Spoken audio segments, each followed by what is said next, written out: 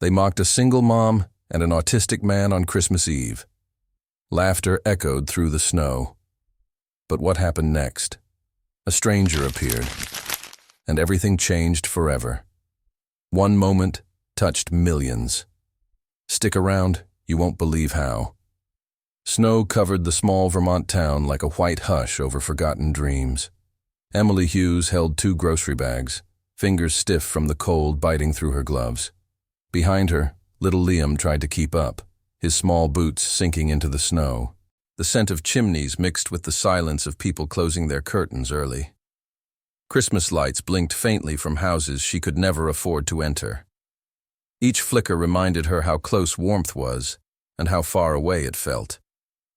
The street was quiet except for the crunch of their steps. Emily's mind replayed the math of her paycheck, the rent due in 3 days, the heating bill lying unpaid. She whispered to herself that things would get better, though part of her no longer believed it. Liam looked up at her and smiled anyway, the kind of fragile smile children wear when they sense their parents' fear. He carried a loaf of bread wrapped in paper, calling it their Christmas dinner. The word special sounded almost ironic under that frozen sky. Across the street, beneath a trembling streetlight, a man stood motionless. His coat hung loosely as if borrowed, and his eyes followed the snow as though counting each flake.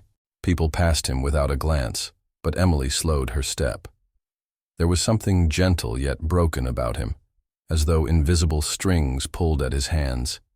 His fingers moved rhythmically, almost like he was tracing music only he could hear. She felt an ache in her chest, recognizing the same quiet loneliness she carried. "Mom, is he okay?" Liam's small voice cracked the silence like a pebble on glass. Emily hesitated, unsure how to answer a question that touched something deeper than words. The man wasn't dangerous. He was different. And difference frightened people far more than cruelty ever did. Emily watched him a moment longer, drawn by something she couldn't explain. She saw herself in him. Someone the world stared at, but never truly saw. Someone surviving rather than living. The faint hum of laughter drifted from the corner. A group of teenagers loitered near the bus stop, coffees in hand, their voices bright with the confidence of the unscarred. They noticed the man first, Owen, though she wouldn't know his name until later. "Hey, look at the robot guy," one said, grinning. Another added, "Is he waiting for Santa or aliens?" Their laughter rolled through the air, sharp and cruel against the winter quiet. Emily froze, feeling her stomach twist into knots. At first she tried to walk on. She told herself it wasn't her fight. She had faced her share of mockery, being called lazy for needing help, or irresponsible for raising a child alone. Words didn't leave bruises, but they stayed longer. Yet when she saw Owen's hands tremble and his head bow in shame, something in her broke. Liam looked up at her, eyes wide, silently waiting for her to do something. She had spent years staying silent, but now silence felt like betrayal. Emily stepped forward, her voice trembling yet steady. "Stop it," she said, the words small but unshakable. The wind caught her hair as the street fell still for one strange second. The boys laughed again, louder this time, testing her courage, daring her to back down. One smirked. "Relax, lady. We're just having fun." She wanted to tell him that cruelty disguised as fun left deeper scars than bruises ever could. Instead, she stood there, shaking, heart pounding against the cold. Then something unexpected happened. Owen lifted his head slowly, eyes clear and tired. "People can shine without permission," he murmured, his voice soft but resonant. The boys went quiet for a heartbeat, uncertain whether to laugh or listen. The oldest one scoffed, forcing an awkward grin, and the others followed. But one of them, the youngest, looked away, biting his lip, guilt flickering in his face like the streetlight above. Emily noticed. So did Owen. Shame had cracked through their armor. Snow began to fall harder, thick flakes muting the distant traffic. Emily felt her breath hitch, realizing how fragile the moment was, how easily kindness could be crushed by mockery. She pulled Liam close, ready to leave before things escalated further. Then headlights cut through the snowfall as a sleek black car slowed to a stop. Its driver didn't honk or shout, just watched quietly. The laughter dwindled, fading into awkward silence. Something about the scene shifted. The car door opened with a quiet click. A man stepped out, tall, wearing dark gloves and a wool coat buttoned perfectly. His calm presence carried more authority than anger ever could. The boys shifted nervously. One dropped his cup of coffee without noticing. "You should think carefully before you decide who deserves your laughter," the man said evenly. His voice was not harsh, but it lingered like a weight. Within moments, the taunting group walked away without turning back. Emily breathed deeply, realizing only then how cold her hands had become. The stranger turned to her, his gaze steady but kind. "You handled that well," he said softly, though she wasn't sure she had handled anything at all. He looked at Owen next, nodding in quiet respect, then reached into his coat pocket. What emerged was a small folded card. "No one deserves to be mocked for existing," he said. Then he handed the card to Emily, as if he'd been meant to all along. For a long moment, she said nothing. Her breath came out in small clouds as she opened the card carefully. The message inside was brief, only 5 words written in elegant script. "Christmas isn't over just yet." A strange mix of warmth and unease surged through her chest. It wasn't a business card, not even a Christmas greeting. It felt like an invitation she didn't understand.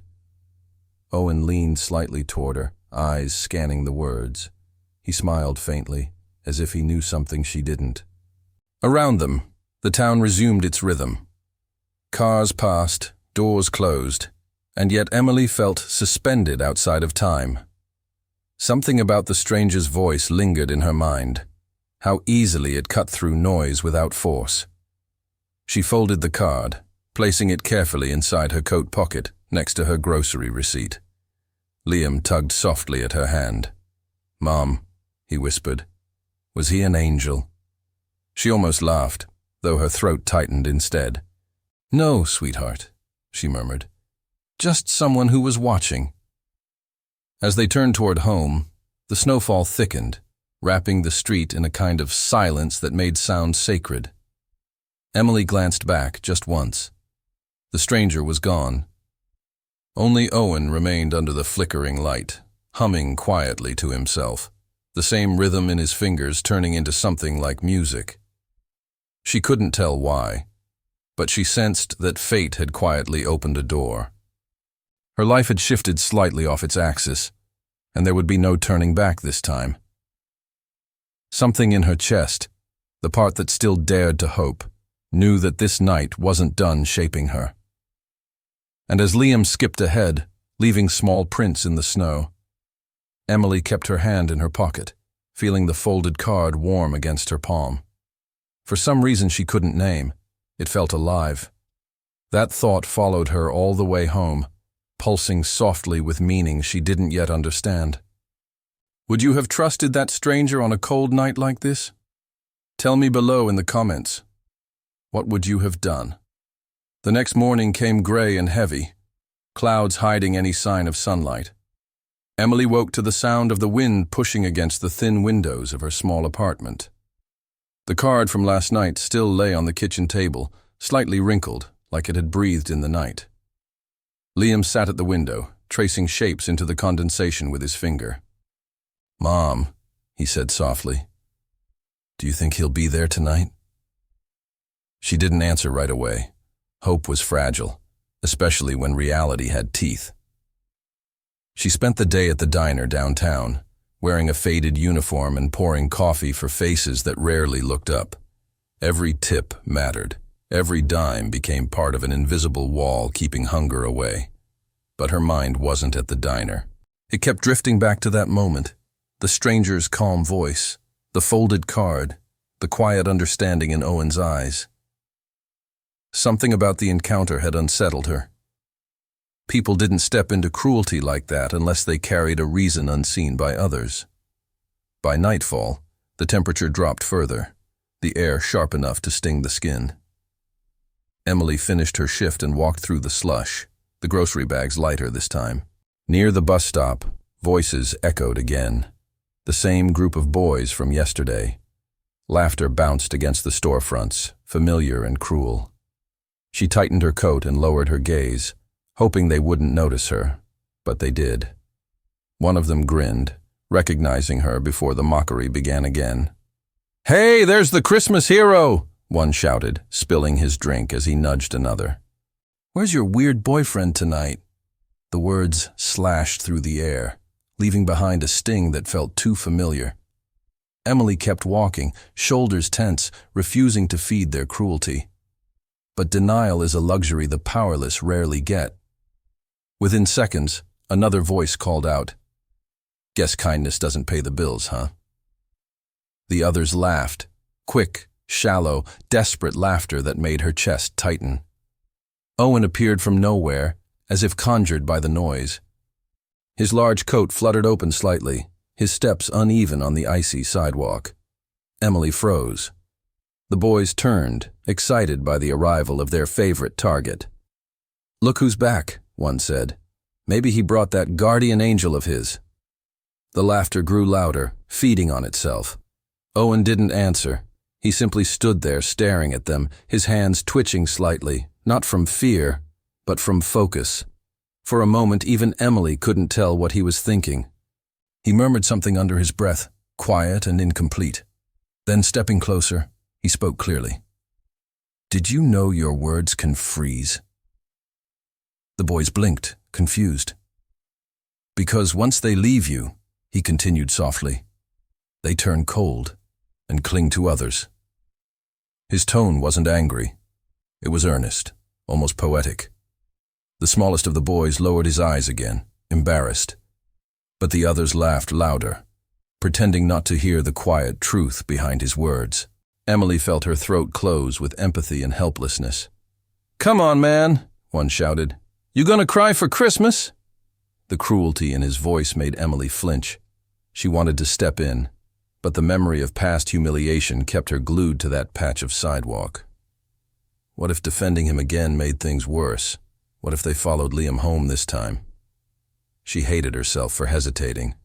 Owen simply looked up, his breath visible, his eyes calm. He whispered, almost as if to himself, "Kindness isn't weakness." The street grew still for a heartbeat. That was when it happened again. The sound of an engine, low and steady, cutting through the chaos. The black car appeared, moving slowly down the street until it stopped by the same curb. The laughter died just enough for tension to fill the silence. The passenger window rolled down slightly, and the same man from last night leaned forward, his expression unreadable. Emily's pulse quickened. The boys muttered, glancing at each other, courage dissolving under invisible pressure. He stepped out of the car once more, his shoes crunching against ice, every movement measured, deliberate. "Twice in 2 nights," he said softly, eyes scanning the group. "Some lessons take longer to learn." His voice carried a tone that wasn't anger, it was disappointment, a deeper kind of authority that made them shrink without realizing why. One boy forced an awkward laugh. Another pretended to check his phone. Within seconds, the laughter evaporated completely. Fear and shame replaced it, heavy as the winter air. Emily's heart raced as the man approached her. He didn't look at Owen this time. He looked at her. "Still carrying those groceries," he said, almost smiling. She nodded, unsure if he was teasing or admiring her persistence. "People think small kindnesses don't matter," he continued, his voice a low current. "But they do. They echo longer than cruelty ever can." Before she could respond, he handed her a second folded card. Same paper, same handwriting. Only this one wasn't blank on the back.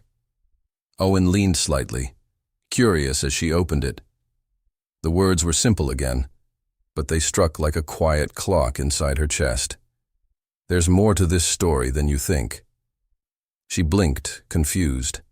A shadow of a smile crossed the stranger's lips before he stepped back into his car and left without another word. The group of boys had already disappeared into the night, their laughter gone, leaving only the echo of something unresolved. The wind carried the smell of rain, even though snow was still falling.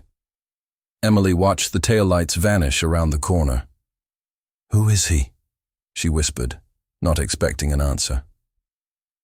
Owen looked down at the pavement, a strange calm passing over him.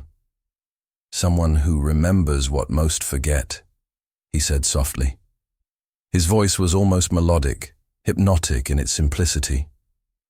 Emily didn't know what that meant, but the words made her chest ache. Liam's voice echoed in her memory. Maybe it's a Christmas miracle, but this didn't feel like a miracle. It felt like the beginning of something complicated. She walked home with Owen at her side for a few blocks before their paths split. Her mind replayed every word, every look, every strange coincidence. The card in her pocket felt heavier than it should have. She could almost feel the ink pulsing with meaning still hidden. Behind her, Owen paused at the edge of the streetlight, staring into the snow like a man reading invisible signs. When she looked back once more, he wasn't there anymore. Just footprints, slowly filling with white. That night, Emily barely slept. The dull hum of the radiator and the whisper of snow outside lulled her to half-conscious thoughts. Who was that man? How did he seem to appear only when cruelty showed its face? And what did he mean by more to this story? Each unanswered question became a loop, replaying endlessly in her tired mind. Somewhere near dawn, she sat up suddenly, her heart pounding at a new thought, one that felt both terrifying and true. What if the stranger hadn't just witnessed the mockery? What if he had been waiting for it? By morning, the snow had hardened into thin glass-like ice across the sidewalks of Maple Street. Emily walked carefully, her boots crunching through frost as dawn painted the horizon with cold light. The card from last night was folded neatly in her pocket, but its words echoed louder than the city's waking sounds. There's more to this story than you think. What story? Whose? She worked through the questions the way she worked through exhaustion, by surviving them. Only this time, they refused to fade. At the diner, every sound seemed sharper. The hum of the coffee machine, the low chatter of early customers, the clinks of lonely spoons against cups.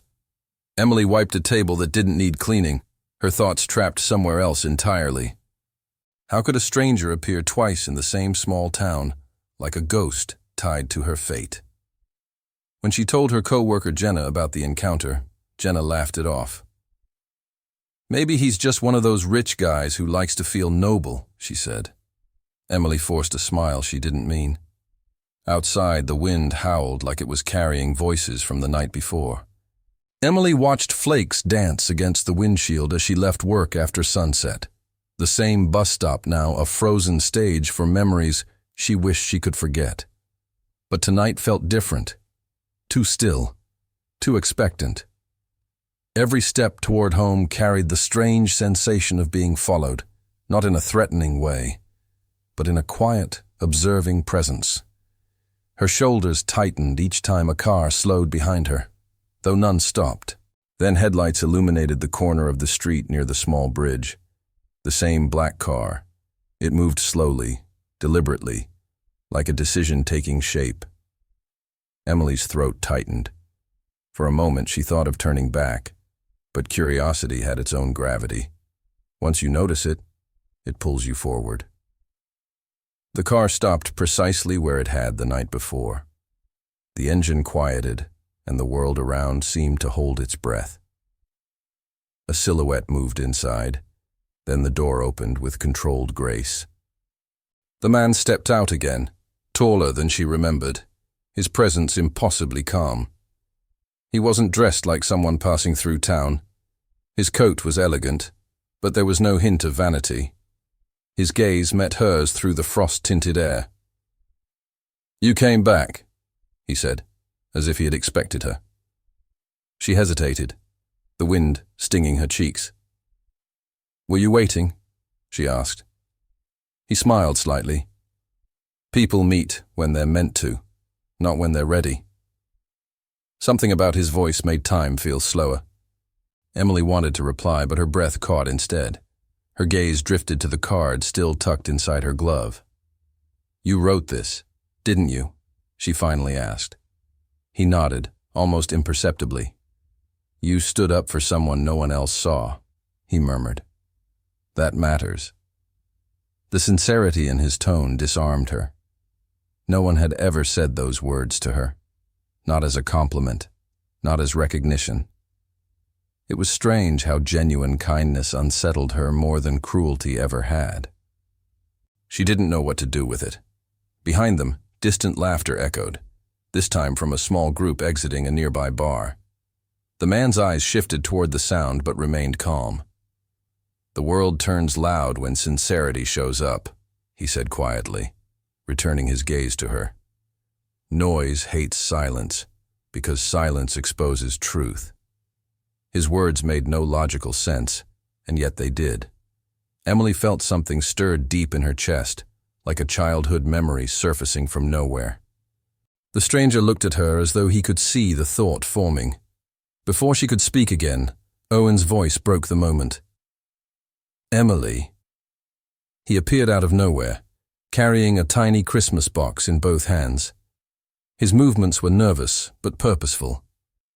"I made this for Liam," he said softly. Inside was a wooden star painted in uneven golden strokes. Emily's vision blurred for a second. "You didn't have to," she whispered. Owen blinked, confused. "People should keep stars close," he replied gently. The stranger watched them both, an unreadable expression crossing his face. Emily turned to thank Owen, but he was already stepping back, his breath visible in the cold. "Some gifts are meant to be shared before people disappear," he said quietly. The sentence hit her with a strange chill, though she couldn't tell if it was from the air or the words themselves. The stranger looked down at the box, then back at Owen. "Do you know him?" he asked Emily softly. "Not really," she admitted, "but it feels like I should."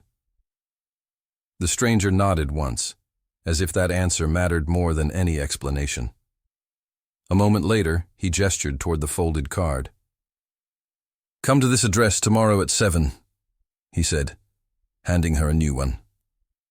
His tone wasn't commanding, it was inviting, calm. "Why?" she asked, her voice trembling slightly. "To see what kindness looks like when it begins to move," he replied. The simplicity of his words felt deeper than reason could reach. Emily hesitated, unsure if trust was a luxury she could afford. But something told her this wasn't about comfort anymore. It was about awakening something long asleep. The bus rolled past them slowly, lights glowing through the falling snow. Emily looked at the card, reading the neat handwriting. Community Center, 7th and Pine. She realized it wasn't far from Liam's school. "Should I bring anyone?" she asked, almost uncertainly. "Only those you'd stand up for again," the man said, already stepping back. His breath fogged the air like ghost smoke. Owen watched quietly, still holding his small wooden box against his chest. The tension between them pulsed like a second heartbeat in the air.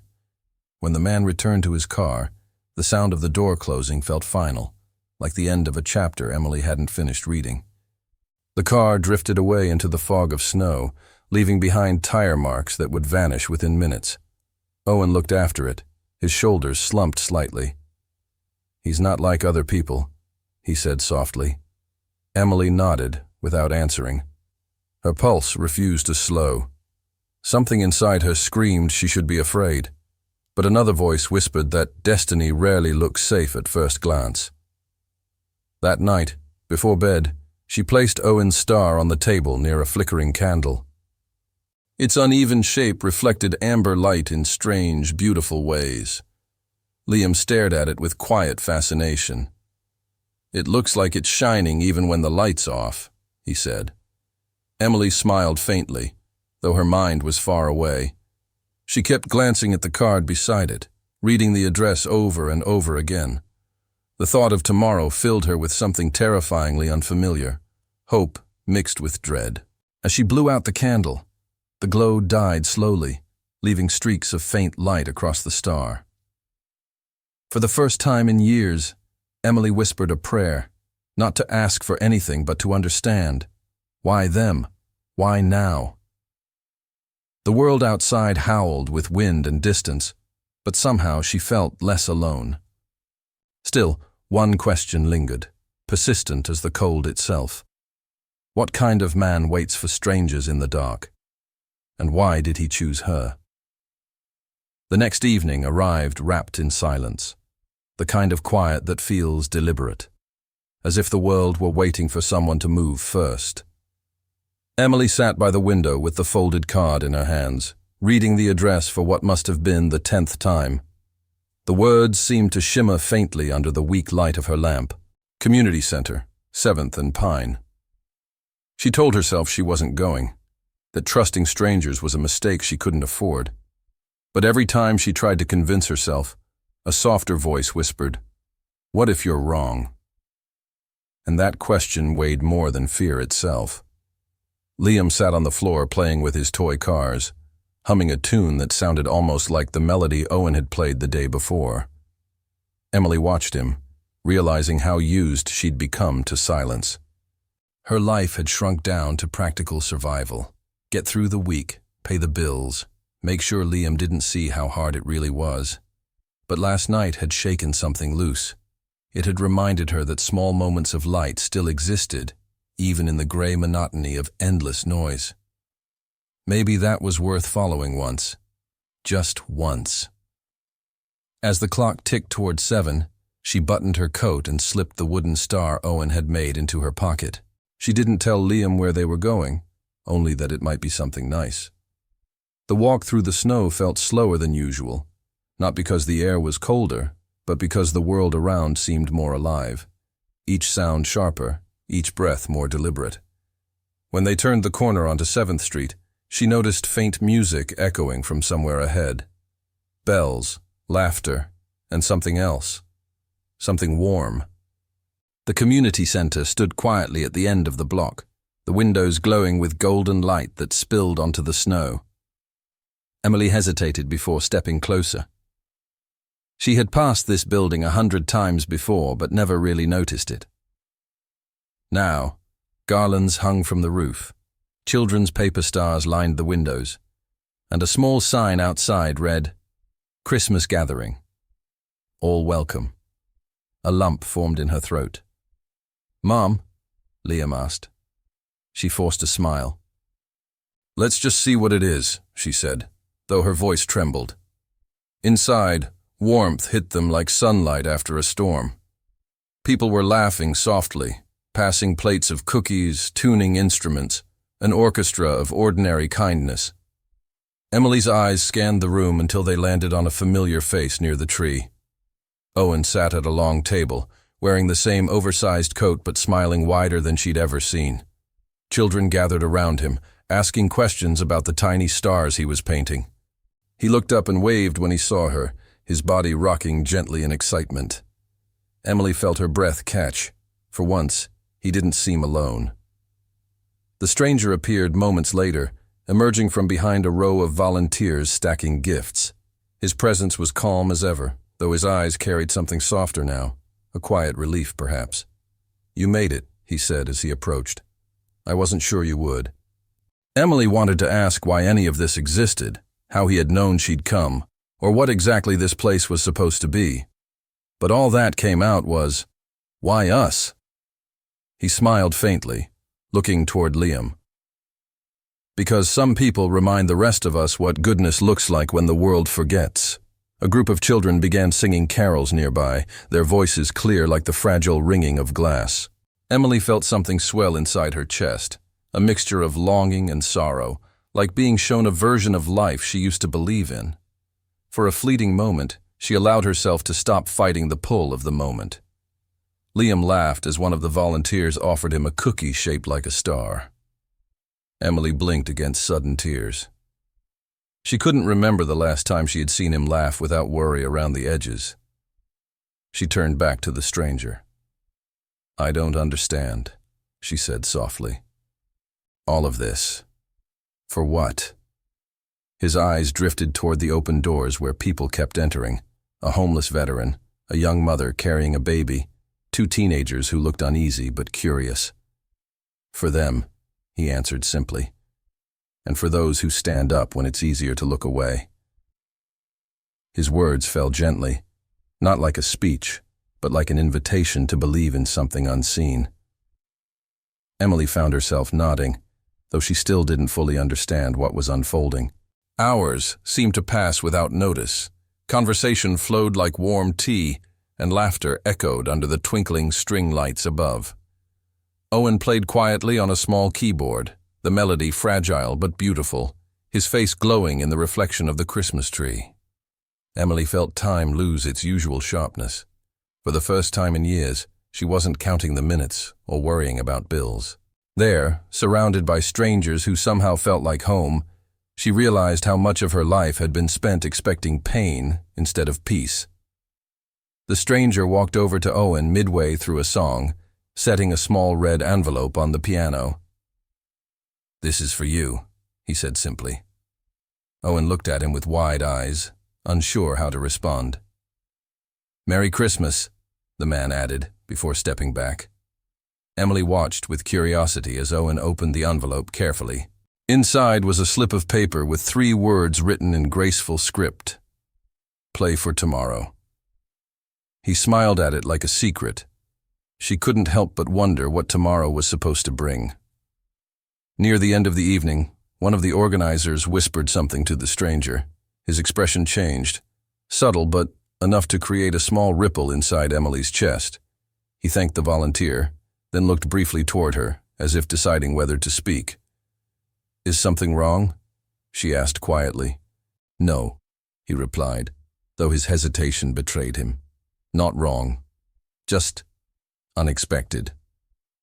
Before she could ask more, he turned away to greet newcomers. The moment passed like a cloud across the sun, leaving questions behind it. As people began preparing to leave, Emily helped stack trays and fold tablecloths, needing something to occupy her hands. The stranger approached once more, offering her his gloves. "Keep them," he said when she protested. "You'll need them tomorrow." His words carried that same half-meaning as before, something that sounded harmless yet felt prophetic. She took them, unsure why. Liam tugged at her sleeve, tired now. "Can we come again?" he asked. She smiled softly. "Maybe," she whispered, though even she could hear the uncertainty in it. Outside, the night had grown darker, the snow now falling heavier, wrapping the streets in silver quiet. The stranger closed the door behind them, his silhouette framed in warm light. For a fleeting second, Emily looked back and thought she saw him watching not her, but something just beyond her shoulder, like a memory materializing in the space between breaths. The door clicked shut, leaving her with silence, snow, and a soft hum of distant music fading behind her. She sensed that something had begun, though she couldn't yet name it. As she held Liam's hand on the walk home, she noticed a faint glow from her coat pocket. It was Owen's small wooden star, reflecting light where there shouldn't have been any. Emily stopped, staring at it through the fabric, her breath visible in the air. Was it just a trick of her teary eyes, or something more? Her heartbeat quickened, but she said nothing. Instead, she whispered to herself, "Sometimes, hope doesn't ask permission." And as snowflakes melted against her skin, she wondered, what would happen if she went back tomorrow? The next evening came cloaked in a milky fog that softened everything it touched. Emily stood at her small mirror, trying to tame her hair, feeling oddly nervous for reasons she couldn't name.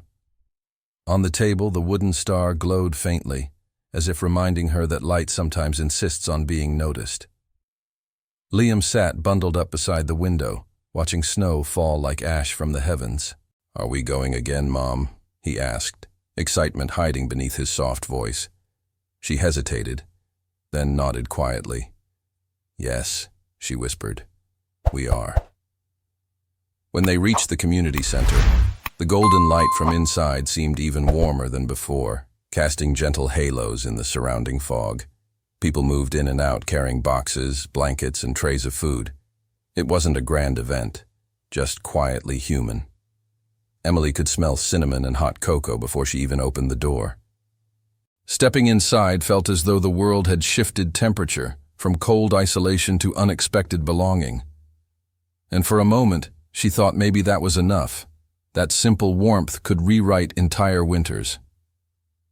Owen was there again, sitting cross-legged near the Christmas tree with a small group of children who listened like he was telling them some sacred secret. His hands moved as he spoke, painting invisible shapes in the air. Emily watched him smile, really smile, like someone who finally belonged in his own skin. She could almost feel relief ripple through the room around him. The stranger, however, stood apart, near a doorway, observing with a strangely satisfied expression. His stillness carried the weight of purpose. When he finally noticed her, he approached with that same calm grace that made others instinctively lower their voices.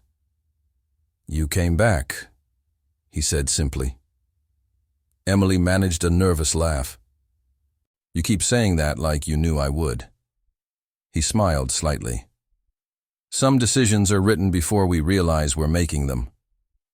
She didn't quite understand, but his tone made it difficult to argue. Liam tugged at her coat, pointing toward the cookies on the table.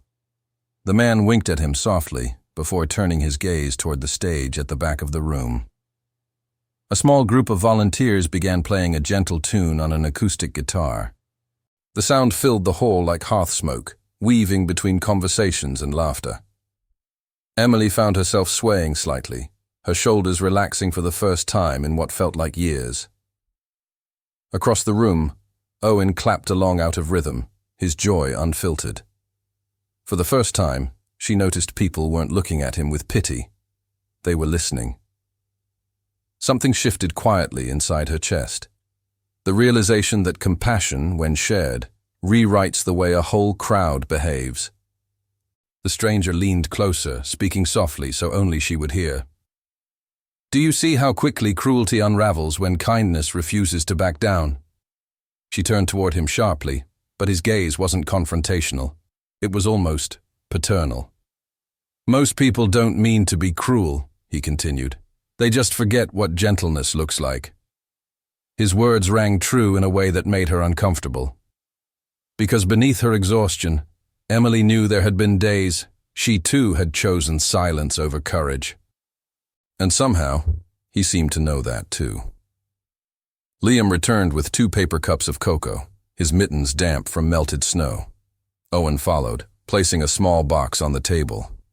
"I helped decorate," he said proudly. Inside the box were handmade ornaments shaped like stars, painted with crooked smiles. Emily ran a finger across one. It was imperfect but beautiful, human in the truest sense. "They'll hang them on the town tree tonight," Owen added. "Anyone can." She nodded slowly, stunned by how much sincerity could hide within something so simple. As people began to gather near the center of the room, the stranger raised his voice just enough to reach everyone. "Before we begin," he said, "I want to remind you of something. Dignity isn't earned, it's remembered." The hush that followed carried both curiosity and peace. Emily found herself gripping Liam's hand instinctively. "Every act of kindness is a rebellion," he continued, "because it refuses to accept that division is stronger than compassion." Applause rippled gently, but the look in his eyes wasn't for praise. It was grief softened by purpose. After the short speech, people began sharing stories about loss, recovery, forgiveness. Emily listened as a woman described rebuilding her life after losing everything in a fire. A man spoke about reconnecting with a daughter after years estranged. There was no judgment in the room, only quiet understanding. It was strange, she thought, how easily pain dissolved when spoken into the warmth of empathy. Owen shared next, his sentences uneven but full of light. "Sometimes people think I'm broken," he said, "but maybe I just hear the world differently." The words hung in the air long after he finished. Emily felt tears prick at her eyes, not out of sadness, but recognition. How much of her own life had been spent believing she too was different in the wrong way. The stranger caught her reaction, his expression softening. "Your strength isn't in pretending you're fine," he murmured quietly.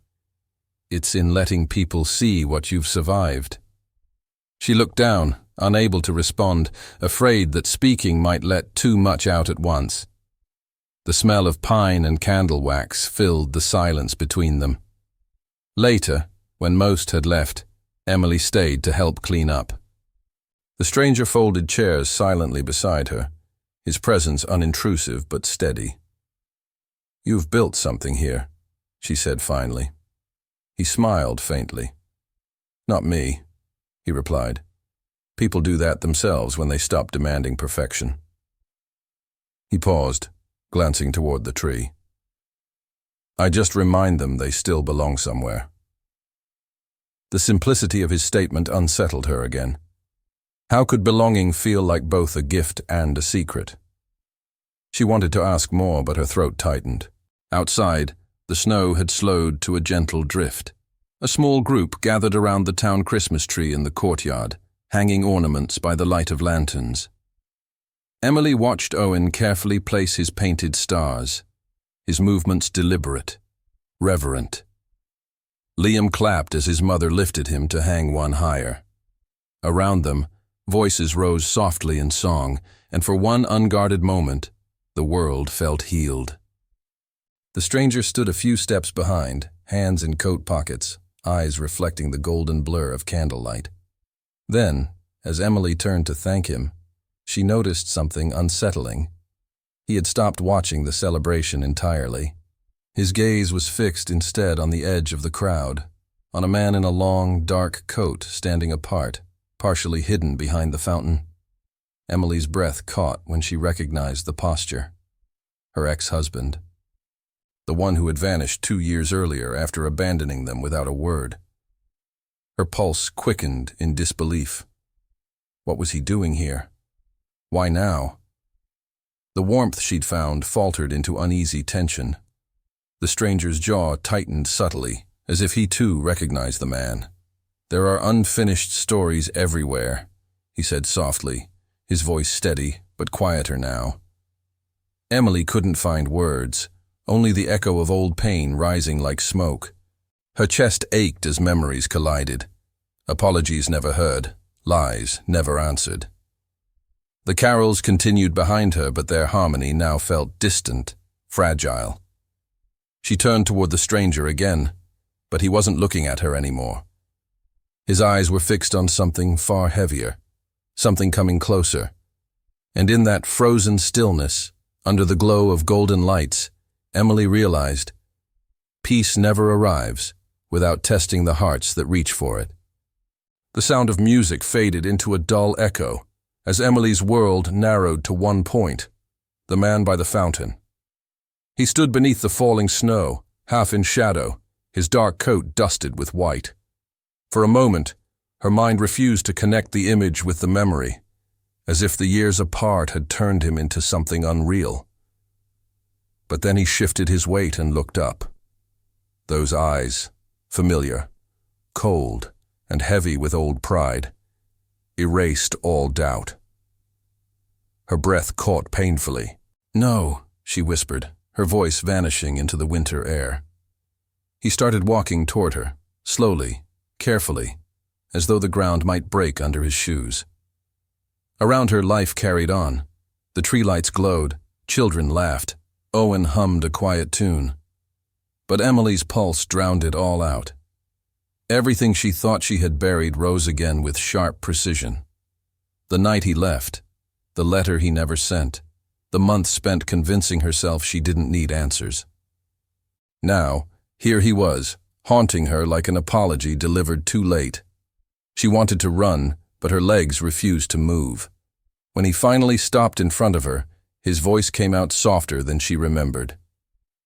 "You look different. The tone was half admiration, half surprise, and entirely out of place. Emily's jaw tightened. "People tend to change when life doesn't stop for them," she said, trying to keep her voice steady.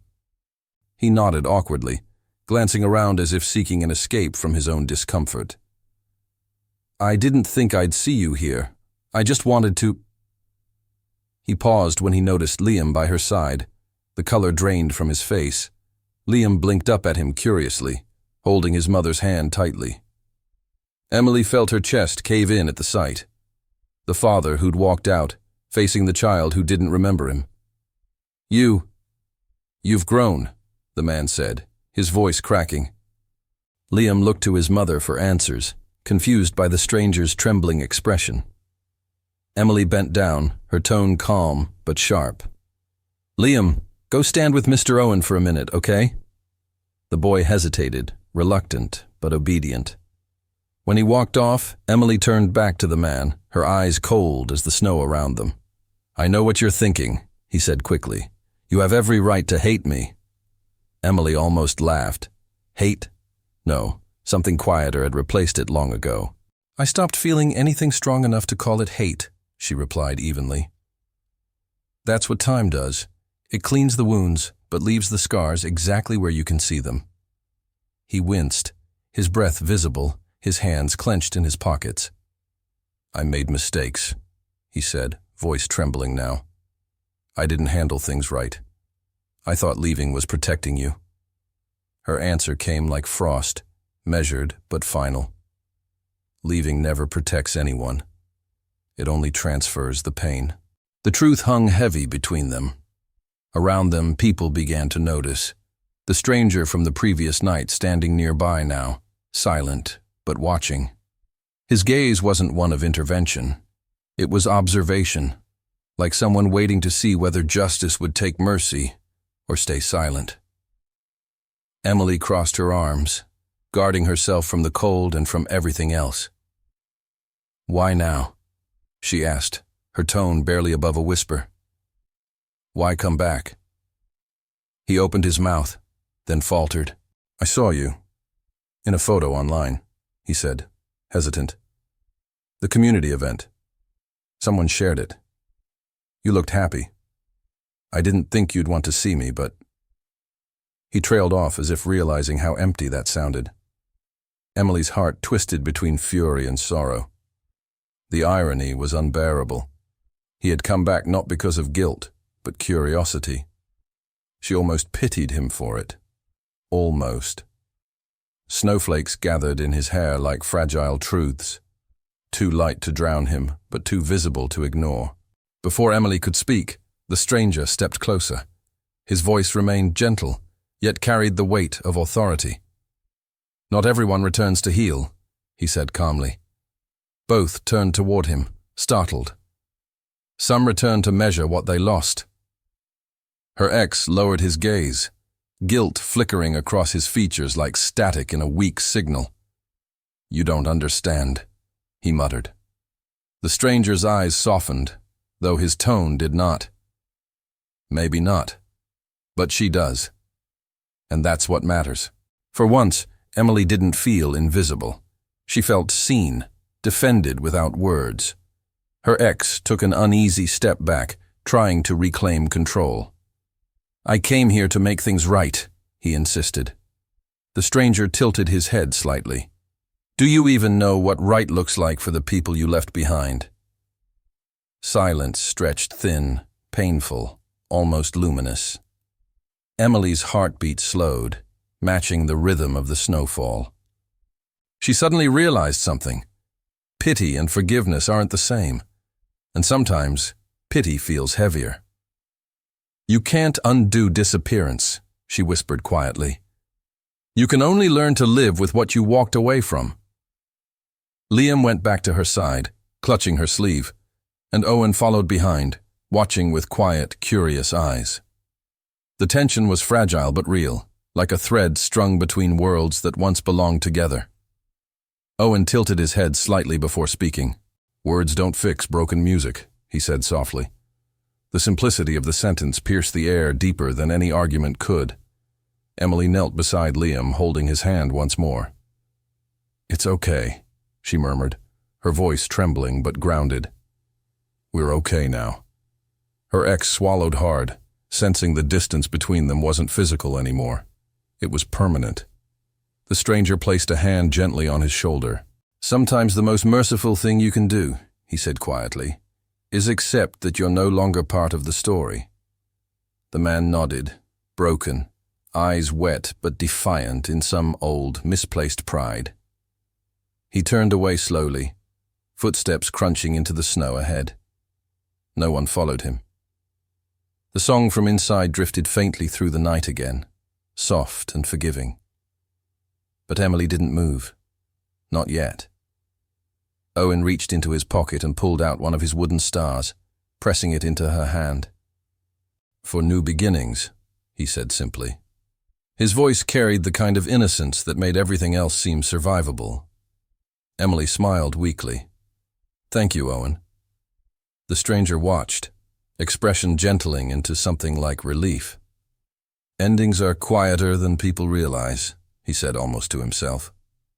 Emily looked up at him, suddenly aware of how much gravity his words always carried, and how little he ever explained their meaning. She stayed there for a long time after the man was gone, watching the snow bury his footprints until they were indistinguishable from the rest of the blanket. Liam leaned his head against her arm, sleepy but at peace. For a brief second, she felt gratitude, for the stillness, for the closure that hadn't needed shouting. But beneath that, another feeling stirred. Curiosity. Why did the stranger care so much? Why had he been there every time something painful unfolded, as though orchestrating something larger that she couldn't yet see? When she finally looked up, he was no longer standing near the crowd. The courtyard seemed emptier, the light from the lanterns dimmer than before. Only Owen remained, humming under his breath as he gazed at the stars overhead. Emily rose slowly, brushing snow from her coat, her heart uncertain, but lighter somehow. She squeezed Liam's hand, ready to leave, though a fragment of the stranger's words clung to her mind. "You're no longer part of the story." For some reason, those words didn't sound entirely directed at her ex-husband. As they walked home, her thoughts looped like quiet snowfall, calm, deliberate, but never still. Tonight had closed a door, yes, but behind it, she sensed another beginning waiting patiently, just out of sight. And for reasons she couldn't name, she knew the stranger wasn't finished with her, nor with Owen, because some stories, she realized, don't end when the ghosts disappear, they begin when they do. Perfect, continuing seamlessly, here is Topico 7, written in English, following every structural and emotional rule you established. There are 14 paragraphs, each with 8 lines, maintaining deep emotional progression, psychological subtext, and narrative flow optimized for TTS retention and cinematic immersion. Topico 7. The truth revealed. The next morning arrived gray and quiet, the snow outside pressed flat by the weight of the night. Emily sat at the kitchen table staring at her coffee, feeling her heartbeat in her fingers. The house still carried traces of last evening's confrontation, unspoken words echoing in silence. Liam slept later than usual, his small form curled beneath a blanket of stars printed on faded cotton. She watched the steam rise from her mug and caught herself wondering, why had the stranger said that final sentence, to her ex or to her? The question lingered, refusing to fade. At 7:30, there was a soft knock at the door. It startled her enough to spill a few drops of coffee onto her hand. She hesitated, then wiped it quickly and walked to the entrance. When she opened the door, it wasn't who she expected. Owen stood there, wrapped in a scarf too large for his frame, eyes wider than usual. In his gloved hands, he carried an envelope, identical to the ones the stranger had given before. "He told me to bring this," Owen said softly. The cold turned his breath into small clouds. "He said you'd understand soon." Emily's fingers trembled as she took the envelope. "Where did you see him?" she asked, Owen shrugged slightly, his body swaying a little. He was near the town hall early this morning, talking to the men who mocked me that night. Her chest tightened. The boys? He nodded. But it wasn't angry. It was quiet, like he was telling them something they didn't want to hear. A chill ran down her spine. She wanted to ask what they'd said, but Owen only looked down at his shoes, unsure how to describe the silence he had witnessed. She unfolded the note carefully, her throat tightening as the familiar handwriting came into focus. This time, the message was longer than before. Some people mock what they fear most, the goodness that reminds them of what they've lost. Beneath it, another line written with deliberate grace. Meet me at the cafe by the square.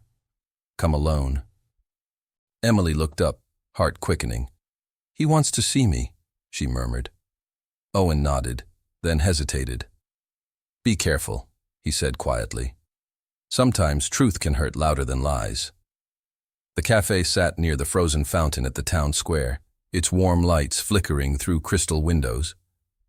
Emily entered cautiously, not sure what she expected. A confrontation, maybe an explanation. The smell of fresh bread and roasted coffee filled the air, grounding her in something tangible. At a corner table, the stranger waited, calm as ever, a cup of tea steaming before him. You came, he said, smiling faintly. I was beginning to worry the fear of answers might outweigh curiosity. She sat opposite him. You make fear sound like a choice. He nodded slowly. It often is. The simplicity of his statement unnerved her. Between them, the small candle flickered, throwing shadows across his face. He seemed older today, less like a man who happened upon moments, and more like someone who carried them. You've been watching, she said abruptly. All this. Owen, the boys, even my ex. Why do you keep showing up when something breaks? His eyes lifted to meet hers, and for a second, she swore she saw sorrow hiding behind the calm. Because, he said, I know what breaking feels like. His words hit her like a tremor, unexpected and deeply human. You talk like you've lived it, she said carefully. He smiled faintly without denial. Once, I let cruelty cost someone their kindness. I stayed silent when it would have mattered, and silence builds walls that outlive us. He looked down at his tea as if seeing something miles away. Since then, I've tried to tip the balance a little. Emily studied him in silence, trying to decide whether this was confession or metaphor, but the pain in his tone was unmistakably real. You said last night that some people return to measure what they've lost, she said slowly. Was that about me? Or about you? The air between them felt heavier, charged with the kind of truth that asks for permission before revealing itself. The stranger's hands tightened slightly around his cup. Both, he answered at last. I lost faith once. Faith in people. Faith in redemption. He paused, glancing at her softly. And watching you stand up for someone most would overlook reminded me that loss isn't permanent unless you stop looking for what was lost. For a long moment, neither spoke. The hum of the cafe faded, leaving only the faint sound of snow brushing against the window glass. Emily's heart raced, not from fear, but recognition, the strange sensation of seeing someone's soul through their pain. You're not just here for me, are you? She asked. You're here for them, for Owen. Maybe even for those boys. He nodded. Pain spreads where empathy pauses, he whispered. All I do is nudge it forward again. His words carried a weight she didn't fully understand, but believed nonetheless. Suddenly the cafe door opened, and the blast of cold air carried something more than chill, a murmur, faint but tense. One of the boys from that first night stepped inside, hesitant, red-faced from the cold. His eyes darted between Emily and the stranger. Mister, he began shakily. We're sorry. Emily's eyebrows lifted in surprise. The stranger gestured for him to continue. We went to see Owen this morning, like you said. He just played something for us. And the boy's voice faltered. We didn't know it could feel like that. Emily listened as he spoke. Something unraveled in her chest. The boy's shoulders shook slightly, not from cold but remorse. He said it was okay. He added quietly. Said people forget how to listen. The stranger smiled faintly, but his gaze stayed steady. "And what did you hear?" he asked. The boy swallowed hard. "Ourselves," he whispered. "The sound of what we'd stopped being." Then he left as quickly as he had arrived, leaving the air thick with unshed emotion.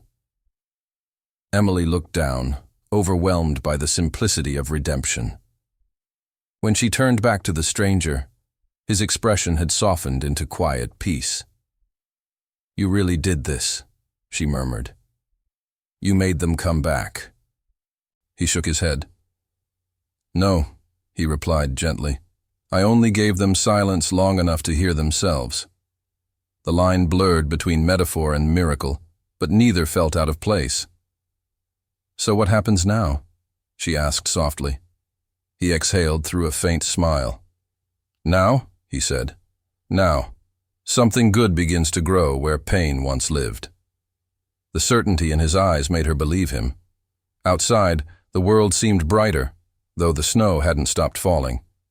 As they stepped out together, Emily realized that he somehow blended into the ordinary, just another figure in the cold morning light, carrying warmth no one else noticed. "Why help people you don't even know?" she asked as they reached the corner. He looked up briefly, his gaze soft but distant. "Because once someone helped me," he said simply. "And I never got the chance to thank them." The sincerity in his tone silenced all further questions. They stopped near the plaza, where Owen waited with Liam, both laughing over a cup of cocoa. The sight melted the last of Emily's guardedness. The stranger turned to her, his voice quiet but deliberate. "The hardest thing about forgiveness," he said, "is realizing it's not about them. It's about you." She nodded slowly, letting the words settle like snow on a still morning. Nearby, bells began to ring from the church tower, crisp and clear against the muffled air. Something inside her shifted, small but irreversibly. Yet even in peace, curiosity lingered. The more she learned about this man, the less she understood. He carried pain like a memory and guidance like a calling. But where did he belong in all of it? The question pulsed in her mind as she watched him smile at Liam. The moment felt ordinary, but her gut whispered that it wasn't. That something unseen was building toward revelation, and though she didn't yet know what truth he carried, she could feel it coming, steady as the snow that never truly stopped falling. And somewhere deep inside, a thought flickered like Owen's star against the night. Some saviors don't stay to be celebrated, only to finish what they once failed to save. That evening, Emily returned to the community hall where the music had begun 2 nights before. Snow drifted gently around her like drifting ash, and every footprint left behind disappeared seconds later. Inside, the lights glowed softer this time, more intimate, less festive. Only a handful of people remained, volunteers cleaning up, a few locals sipping warm tea, and Owen at the piano. He sat with his head slightly tilted, fingers hovering above the keys like a man waiting for permission from the universe to begin again. She watched from the doorway, unseen for a moment, letting the quiet hold her. The stranger was there too, though she hadn't noticed him at first. He leaned against the wall near the back, watching Owen with that same expression. Calm, knowing, almost protective. When Emily entered, he gave a slight nod, acknowledging her without words. Something about the scene felt sacred, like stepping into a memory. The usual noise of the world seemed distant, almost irrelevant. For a long time, no one spoke. Only the faint hum of the heater filled the air, blending softly with the whispery rhythm of Owen's fingers pressing a single, uncertain note. Emily approached slowly, her boots echoing faintly on the wooden floor. Owen noticed her and smiled, a little shy but bright with an unfamiliar kind of confidence. "Mrs. Emily," he said softly, "I made something for tonight." She returned the smile, taking a seat on the nearest bench. "Then tonight is already special," she said.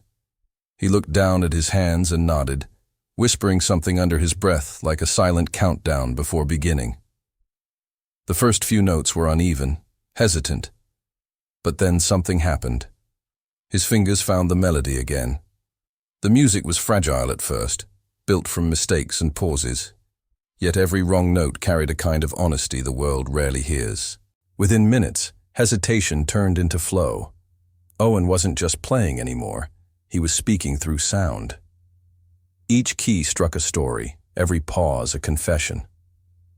Emily closed her eyes, remembering moments when she, too, had spoken truth, only in silence. When she opened them, several others had stopped their tasks, standing still, drawn by the same invisible thread that tied every soul in that room to Owen's trembling hands. The stranger stepped forward slowly, but didn't interrupt. His eyes shimmered faintly under the golden lamplight, reflecting every person who now stood listening. The melody grew in strength, soft but unyielding, as if insisting that gentleness wasn't weakness, but endurance dressed in quiet. Owen's voice joined softly midway, humming the same tune he had played the morning after the bullying. No words, just sound. And somehow, that was more powerful than anything language could ever carry. For the first time, everyone present looked at Owen not with curiosity, but with awe. The notes climbed higher, slow and deliberate, painting emotions that needed no translation. Loneliness, shame, acceptance, and something greater, connection. Emily felt tears rise without permission, her chest tightening with every chord. The air itself seemed to hold its breath. Even the volunteers by the tables had stopped moving. They stood transfixed, motionless, faces soft and childlike again. The song felt less like performance and more like forgiveness, personified. It was impossible to tell where Owen ended and the music began. It was all one living thing.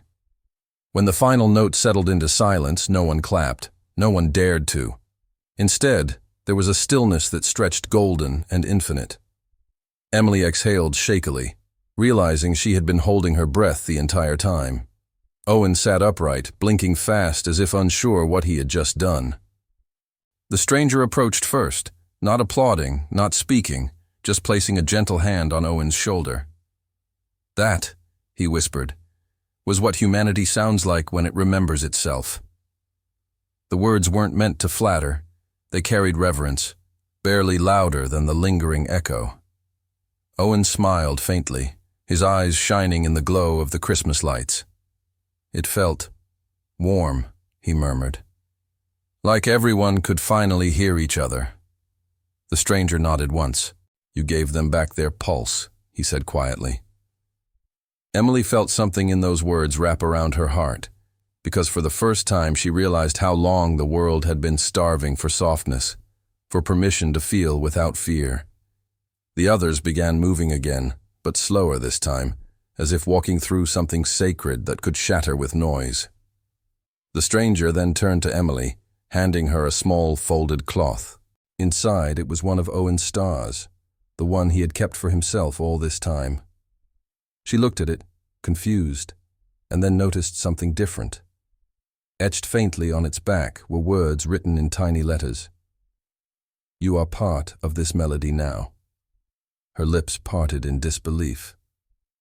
"He wanted you to have it," the stranger said softly. She pressed the star against her chest, feeling its smooth, cool surface against her skin, anchoring her to the moment like a vow made in silence. The rest of the evening passed in a sort of gentle trance. Conversations resumed, laughter returned, and yet everything felt lighter, less forced, more real. It was as though Owen's song had recalibrated everyone's sense of kindness. Even the small arguments and bitterness of ordinary life seemed irrelevant. Emily glanced around and noticed that for the first time, no one was pretending to be fine. They simply were. Humanity, stripped down to its softest form, was breathtakingly simple. Compassion had briefly replaced competition, and it felt impossible to forget. As the night stretched on, Owen packed up quietly. The stranger helped him, his movements methodical, almost ritualistic. Emily stayed back near the doorway, hesitant to disturb the quiet bond they shared. At one point, Owen turned to her and said, "He said I could play one more time tomorrow." She smiled. "Then we'll be here," she replied. The boy nodded happily and left with the stranger soon after, his steps light across the hall floor. Something about the way they disappeared into the snowy night felt almost too graceful to belong to reality. Emily lingered a while longer, tracing her fingers over the piano keys where Owen's hands had danced. They were cold now, still recovering from what had been poured into them. Her reflection glimmered in the black surface, and for the first time, she saw someone brave looking back. She turned out the lights one by one before stepping outside into the night. Snow fell thicker now, but the cold didn't bite anymore.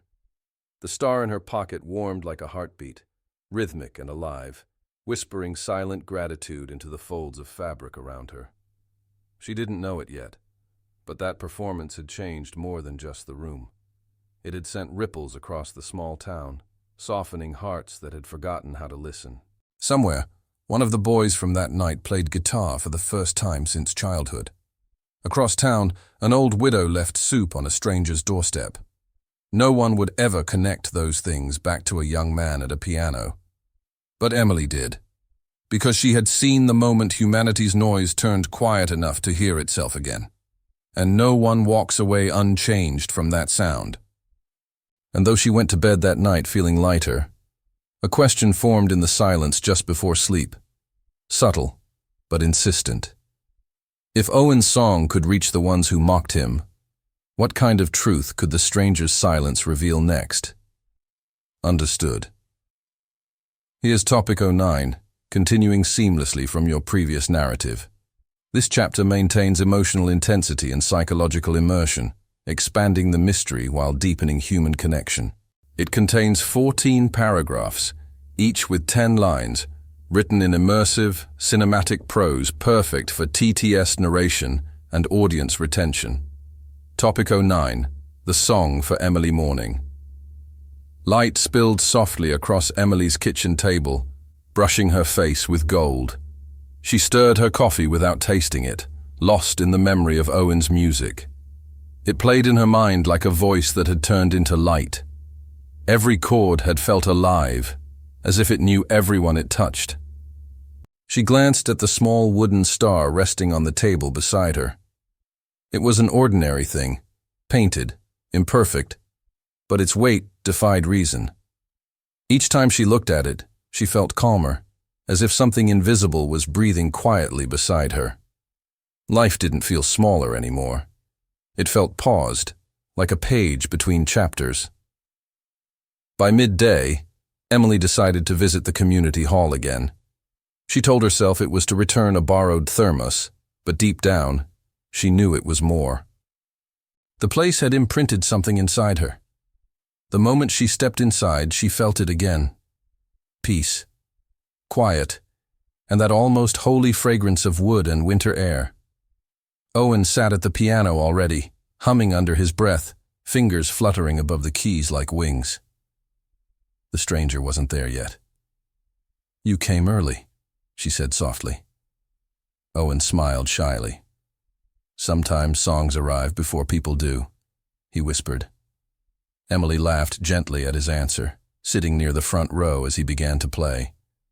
The notes were softer this time, thoughtful, carrying something private inside them. The tune wove through the air like snow caught in sunlight. Delicate, temporary, but impossible to miss. "What is this one called?" she asked. He paused for a moment without looking up. "It doesn't have a name," he said. Then, after a long breath, he added, "It's for you." The words landed like a small miracle, heavy enough to bring tears before the melody even resumed. He began again, but this time she heard it differently. The melody carried her story. Its rises and falls echoed her silence, her nights of pretending strength, her mornings of reluctant resilience. Every note was something she had once wanted to say, but never dared. As the song unfurled, her composure crumbled. Tears fell hot against her hands. She didn't disguise them this time. The boy who society mocked was now giving her something she had forgotten existed. Understanding without explanation. Across the room, even empty chairs seemed to inhale the sound. As she tried to speak, the door opened. The stranger entered quietly, his presence filling the empty corner of the hall without breaking the atmosphere. He didn't interrupt. He just stood there, eyes soft, lips parted in silent awe. When Owen finished, the piano let out one final echo that lingered like a held breath, before fading forever. Silence enveloped them again. Emily wiped her cheeks, laughing weakly between tears. "He played for me," she said, almost as if apologizing for her own astonishment. The stranger replied softly, "Because he understands what you gave him first." She looked at him, confused. "What did I give him?" The stranger stepped closer, his tone measured and kind. "You looked at him," he said. "That's all. People don't realize how powerful that is until no one does it anymore." The truth struck deeper than she expected. All her years of being unseen, of shrinking beneath shame and night shifts and whispered pity, all of them found meaning in that simple idea. She had looked, and he had seen her back. The human chain between compassion and recognition had completed its quiet circle. When Owen turned to her again, he was smiling differently this time, lighter, peaceful, as if some part of him had finally rested. "It's yours," he said, gesturing at the piano. She frowned, not understanding. "The song. It's yours now." Emily shook her head, laughing softly through fresh tears. "I can't play," she said. "Doesn't matter," he replied gently. "You already did." His words didn't make logical sense, but truth rarely does when it lives deeper than reason. Something inside her believed him completely, even if her mind couldn't. The stranger watched the exchange silently, his face illuminated by a mix of pride and melancholy. "Every melody carries a message," he murmured quietly. "Sometimes the purpose of one heartache is to turn someone else's silence into sound." He looked at Emily, then at Owen. "You both finished something that began long before tonight." The way he said it made her spine tingle. "What do you mean?" she asked. His lips curved faintly.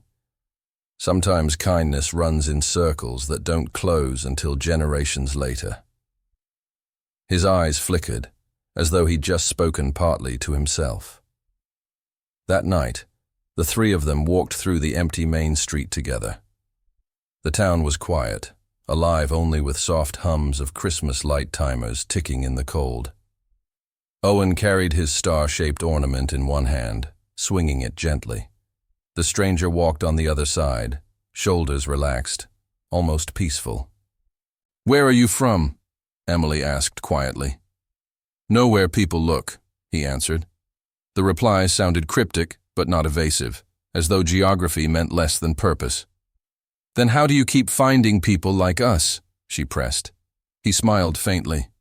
"Because people like you leave a light on." They crossed the bridge where snow gathered in piles against the railing. Emily paused to lean over, watching the reflection of street lamps ripple across thin ice. "Do you think things like this last?" she asked softly. The stranger's tone turned reflective. "Not always in the same form," he said. "But the impact persists.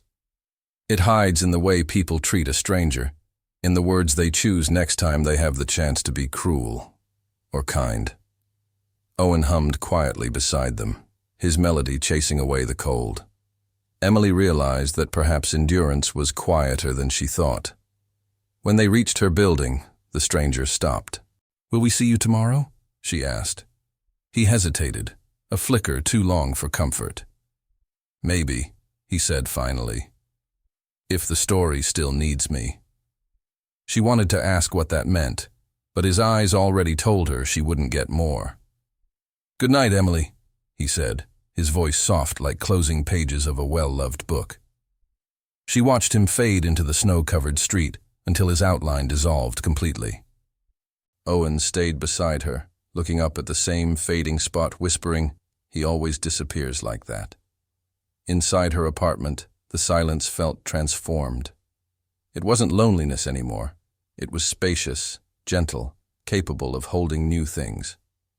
Emily set the star on the windowsill, right beside the frost-covered glass. Outside, light from the street refracted faintly through its painted edges, scattering gold into the dim room. She stood there a while, breathing deeply, feeling the quiet pulse of something unfinished, yet beautiful. It was no longer about how the world judged her. It was about what she could now give back to the parts of it that still looked away. The town slept, unaware of how much had just changed. Yet somewhere between the drifting snow and faint hum of light poles, a song continued to echo. It didn't belong to Emily, or to Owen, or even to the stranger. It belonged to every broken voice that had ever searched for harmony. And that night, she understood that kindness isn't a gesture. It's a sound people hear long after the melody ends. She closed her eyes, let herself smile, and whispered, "Thank you," into the silence, knowing that somehow someone would hear. And yet, deep down, she sensed the story wasn't finished, because silence, once awakened, never stays quiet for long. The next morning dawned brighter than any day that winter. The storm had passed, leaving behind a town blanketed in untouched serenity. Emily woke to sunlight glinting off snowdrifts like fragments of glass, painting her walls in moving reflections. Liam was already at the window, pressing his hands to the cold pane. "Mom," he said softly, "look, it's glowing." She joined him, eyes settling on the community center at the end of the street. Golden light spilled from its windows again, though the event was over. Something called her there, gentle but impossible to ignore. As they walked down the street, the crunch of snow underfoot felt almost rhythmic, as though the earth itself waited for something to begin. Owen stood at the entrance, bundled in his familiar coat, grinning shyly when he saw them. "He said you'd come," said the boy. Emily frowned, puzzled. "Who?" "The man," Owen replied. "He told me he had one last thing to finish." The door creaked open, and warmth rushed out, carrying a faint melody, a recording playing softly from the hall speakers. The music sounded like Owen's own, but layered, richer, alive with harmony. Inside, familiar faces filled the space, the volunteers, the children, even the teenagers who had once laughed cruelly. No one spoke loudly. The air held reverence, as if the place understood something bigger was happening. On the stage, a single envelope waited atop the piano. Emily's heart began to race. She approached slowly, feeling every step as if walking inside a dream. The envelope bore her name in that same graceful handwriting. She glanced around, half expecting him to appear beside her in silence. But he didn't. The piano shone, waiting. She opened the envelope with trembling hands. Inside was a short letter, written in firm, deliberate strokes. "Emily, sometimes strangers appear not to change your story, but to remind you that it was always worth telling." Her breath caught. Beneath the note lay something else, a folded paper contract sealed by a community foundation. At the top, faint but clear, employment offer, outreach and program coordination. Her knees weakened. It was addressed to her. Next to her, Owen clapped softly, smiling. "He said the world still has good people," he whispered. Tears blurred her sight, falling faster than she could stop them. The volunteers approached one by one, explaining that the stranger had organized everything in secret. He'd been funding small projects quietly for months, helping people rebuild whatever life had taken from them. Emily barely heard their voices over the rush of emotion, the realization that this miracle had been planted long before she met him. He wanted to give the place to someone who understood hope when she had no reason left to, a volunteer said. That's you. She sank into the nearest chair, overwhelmed by a wave of disbelief and gratitude. Her whole life she had been running from the idea of help, afraid it made her weak. Now she realized it had always been waiting for her to stop fighting it. Liam climbed into her lap, wrapping his arms around her neck. See, Mom? I told you he was an angel. She smiled through tears, shaking her head. Maybe not an angel, she said quietly. Just someone who remembered how to care. Yet even as she said it, something deep inside her wondered if maybe Liam was right. The piano began to play again, though no one sat at the bench. A single melody drifted through the hall, soft, haunting, identical to the song Owen had written for her the night before. Everyone turned, scanning the room for its source. The keys pressed themselves slowly, as though touched by invisible hands. Owen's eyes widened, and a tear broke loose down his cheek. Emily didn't move. She simply watched, heart thundering, recognizing something beyond logic. A kindness so vast that even absence could not erase its presence. When the final note faded, silence fell heavy, but comforting. Emily rose and placed her hand over her heart. In that moment, she knew the stranger was gone, not lost, but fulfilled, like a story closing its last page once the lesson was understood. She turned toward Owen and whispered, "He finished it for all of us." The boy nodded, smiling through tears. "Now it belongs to you." The light above the stage flickered once, then steadied. The world somehow felt newly mended, even in its scars. Weeks later, the town changed in quiet, almost invisible ways. The community center became a refuge for those who needed warmth, music, or company. Emily led programs for families rebuilding their lives. Owen taught piano lessons to children who once avoided him in the streets. Even the teenagers who had mocked him began to help set up chairs and carry instruments. The same hall that once echoed with cruelty now sang with empathy.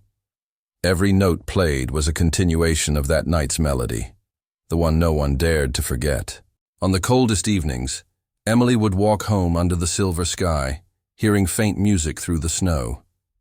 Sometimes she caught herself looking over her shoulder, expecting to see him following quietly as before. Though he never appeared again, she felt him everywhere. In Owen's laughter, in Liam's joy, in her own newfound steadiness. He'd built no monuments, left no signature, and yet his presence lingered like the final vibration of a piano chord, soft and infinite. For the first time in years, she no longer feared tomorrow. The night before Christmas Eve, she stood outside the hall after locking up. Snow fell again, thick and slow, turning the town gold under the glow of lamplight.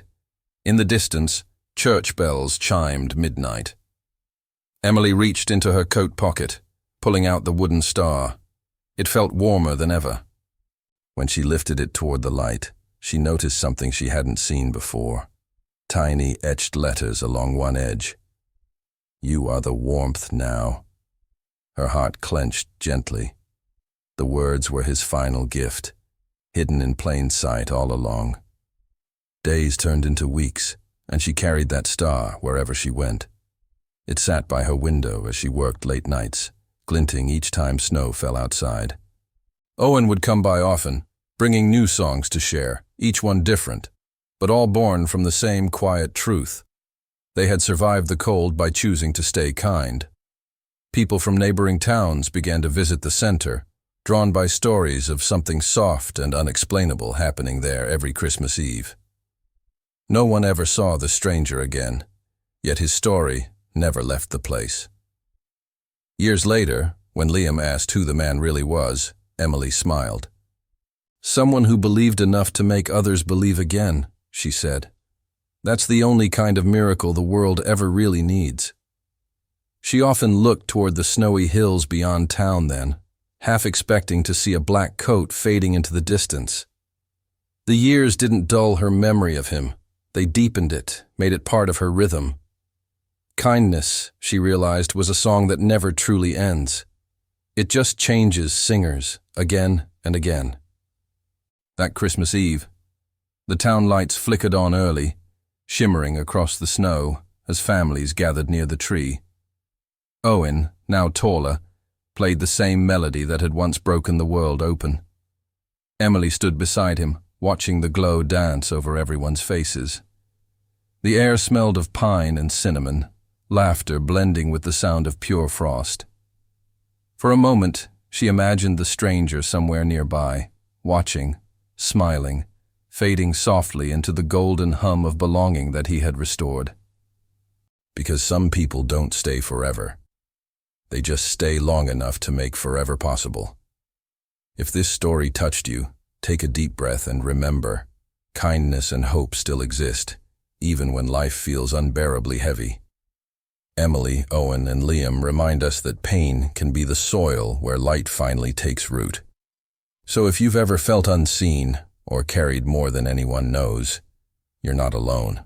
Leave a comment below sharing what part moved you most, because your story might heal someone else tonight. And before you go, make sure to subscribe and hit the like button so more people still fighting their silent battles can find this story too. Together, we keep the light alive.